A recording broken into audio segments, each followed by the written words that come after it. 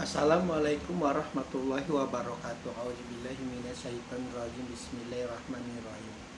Wailu yauma izil lil mukazzibin. Celakalah pada hari itu para pendusta kebenaran. Ini peringatan Allah yang ketujuh. Allah memastikan.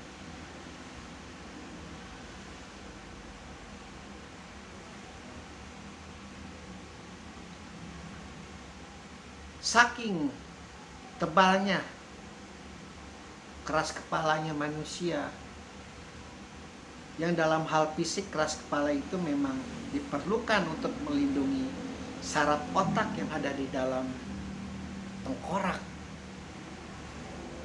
Namun hal itu akan menjadi negatif jika keras kepalanya itu digunakan untuk menafikan kebenaran, mendustakan kebenaran. Dalam hal ini adalah Al-Quran yang disampaikan oleh Rasulullah kepada umat manusia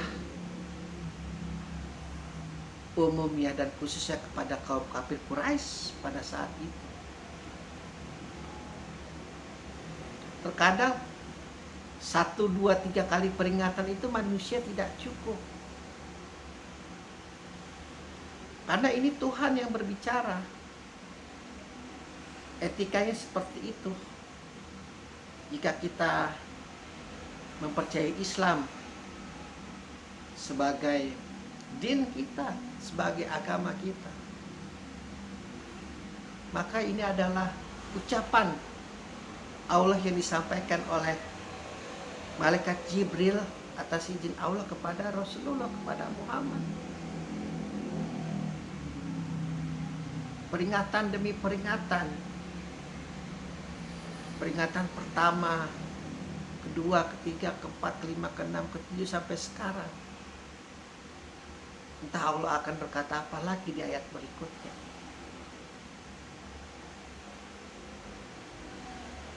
Sekali lagi, Al-Quran itu memiliki pola. Ayat ke-1 tidak mungkin menjadi ayat terakhir, tidak mungkin menjadi ayat kedua bahkan. Dan ayat kedua pun tidak akan pernah bisa dia loncat menjadi ayat ke-1. Untuk menguraikannya kembali peringatan-peringatan itu sudah dipaparkan di penjelasan-penjelasan yang terdahulu.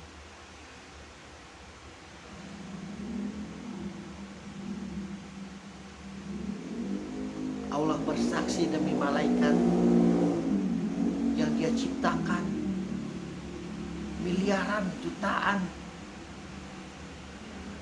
dia limpahkan terus ke alam semesta agar menjadi rahmat bagi alam semesta, agar setan marakayangan tidak berbuat semena-mena merusak alam semesta. Lalu sampai kepada kita, memberi kita kekuatan, memberi kita keyakinan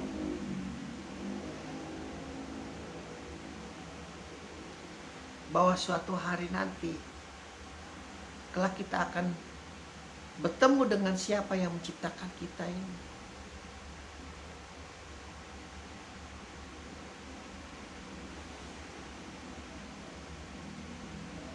Sangat disayangkan ketika kita sudah begitu mempercayai Al-Quran, mengimaninya, meyakininya,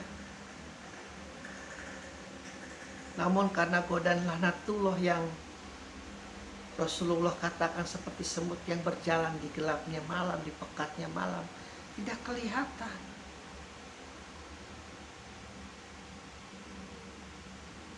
Lalu kita menipu manusia, kita melakukan tipu daya kepada manusia, kita sebarkan fitnah, kita sebarkan ghibah seperti yang dilakukan pada para nabi-nabi dan rasulnya yang telah Allah kirim. Makanya terjawab sudah kenapa orang jahat itu bisa mampu melakukan kejahatannya di bumi. Karena di peringatan yang ke-6 Allah sudah katakan, Lakukanlah kejahatan-kejahatanmu itu. Lakukanlah tipu dayamu itu. Yang kau lakukan terhadap nabiku, terhadap rasulku, terhadap waliku, terhadap mereka yang mencintai kebenaran, terhadap mereka yang mencintai jalan yang lurus. Lakukanlah sekarang kepada aku, kalau kau bisa.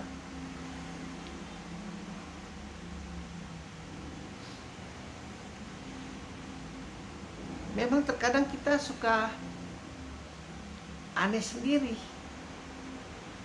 Terkadang kita suka sulit membedakan mana yang baik dan mana yang tidak baik. Itu berasal dari keterpaksaan kita terhadap dunia, dari keterpaksaan kita terhadap hawa nafsu, dan dari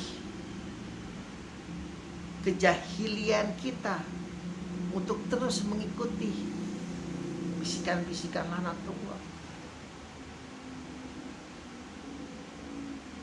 Orang yang sedang bermaksiat, orang yang gemar bermaksiat,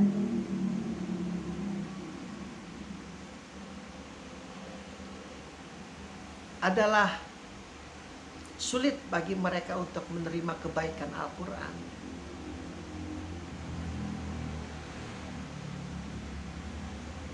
Karena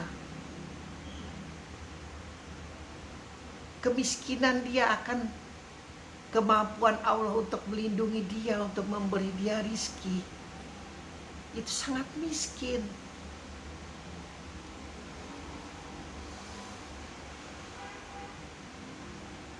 Sangat miskin, sehingga dia perlu melakukan tipu daya, sehingga dia perlu melakukan fitnahan-fitnahan untuk menikam saudara sendiri, untuk menikam teman sendiri.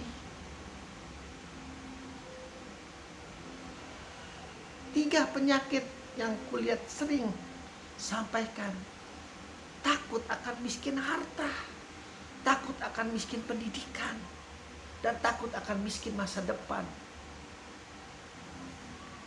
Ketakutan-ketakutan ini yang terus iblis laknatullah dengungkan di telinga, di hati kita, di hawa nafsu kita,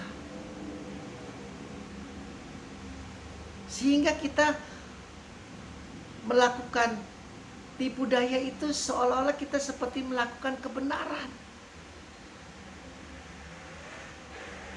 Bahkan ketika manusia terlihat baik, bahkan manusia terlihat berusaha untuk mencegah itu akan dianggap seperti hama ketika dia tidak mau ikut dalam korupsi berjamaah, dalam kolusi untuk menggolkan rencana-rencana jahat, berusaha memasukkan gengnya ke dalam sebuah sistem pemerintahan atau apapun itu. Itu mainan-mainan laknatullah itu terkadang suka membuat para nabi dan para rasul itu tertawa sendiri. Makanya tidak ada rasa ketakutan sedikit pun ketika Isa dalam beberapa sejarah dikatakan karena ditipu oleh muridnya sendiri yang bernama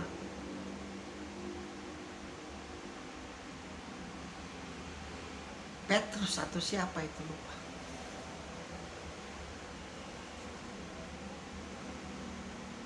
Begitu rasa takut. Makanya ketakuan yang paling rendah itu adalah takut kepada Allah. Itu udah level paling rendah. Jangan sampai rasa takut kita kepada Allah itu lenyap. Kalau sudah lenyap, mudah bagi iblis untuk memasuki seluruh pintu hawa nafsu kita. Jangan pernah takut kepada selain Allah. Jangan pernah takut miskin. Jangan pernah takut kita jadi bodoh karena tidak kuliah. Dan jangan juga pernah kita takut kelak kita akan hidup sengsara di masa depan. Alhamdulillahirabbil alamin.